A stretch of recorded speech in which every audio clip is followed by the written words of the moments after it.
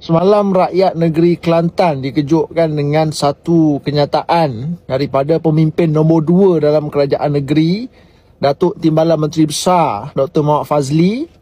Beliau sebut dalam satu kenyataan itu bahawa perobohan pengkalan haram di Sungai Golok ni boleh menjejaskan pendapatan harian penduduk setempat kawasan sekitar.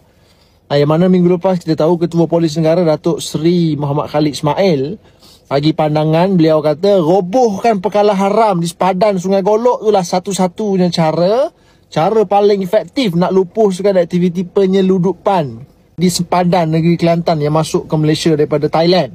Polis dah kena pasti 200 lebih pengkalan haram sepanjang Sungai Golok tu yang masuk dalam senarai, nak kena roboh bulan Oktober nanti. Yang aku terkejut baca berita ni saudara, 153 pengkalan haram yang boleh kena pasti itu daripada 200 lebih ini dibina atas tanah kerajaan negeri. Dah berapa lama dah pengkalan haram ni buat operasi? Itu soalan kita kena tanya kepada kerajaan negeri.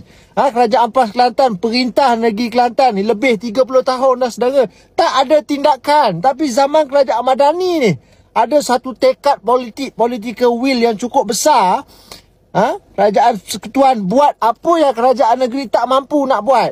Tiba-tiba hari ni Timbalan Menteri Besar buat kenyataan kalau roboh pengkalan haram dekat Sungai Golok tu boleh jejaskan penduduk cari rezeki.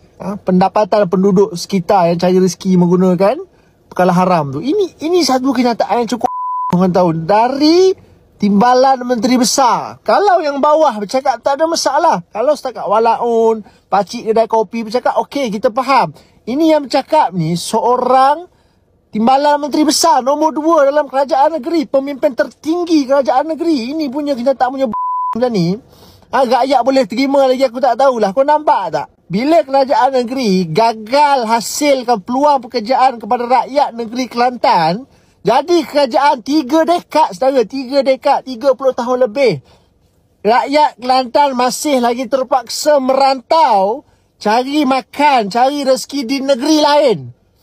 Maka kerajaan negeri tutup mata, reda dengan apa yang berlaku, reda sahaja rakyat negeri Kelantan terlibat dengan aktiviti haram di sempadan tu. Itu yang berlaku hari ni saudara.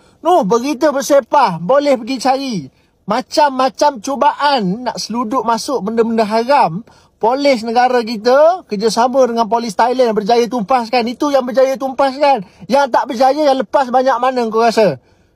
Yang pada akhirnya yang punah jahanam, yang jahanam tu nanti rakyat negeri Kelantan tu sendiri. Baru semalam ada satu kes dekat Bacok, kes pak saudara penagih ni pukul anak saudara umur 7 tahun.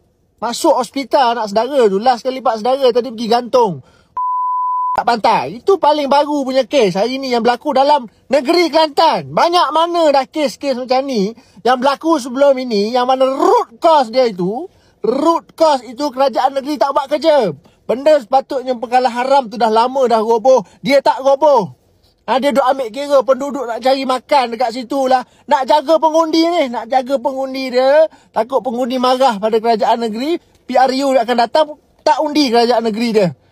Ini satu perkara yang gila saudara. Tanggungjawab kerajaan negeri, cari cara lah nak pastikan rakyat ni ada kerja halal. Nak biar rakyat cari kerja haram sampai bila? Kerajaan negeri cari jalan, cari cara fikir macam mana nak buat. Nak hidupkan balik pekan rantau panjang, pekan hantu hari ni, tak ada orang pergi dah. Cari cara macam mana nak hidupkan balik. Itu tugas tanggungjawab kerajaan negeri. Datuk Timbalan Menteri Besar ni, aku cukup hormat pada dia kerana dia salah seorang profesional dalam pentadbiran kerajaan negeri. Dia seorang yang berpendidikan, lulusan undang-undang University of Warwick daripada UK, PhD Islamic Study University Birmingham, UK. Background dia pengaji luar negara, background undang-undang, tapi sanggup buat kenyataan seolah-olah dia tak faham undang-undang Malaysia ni.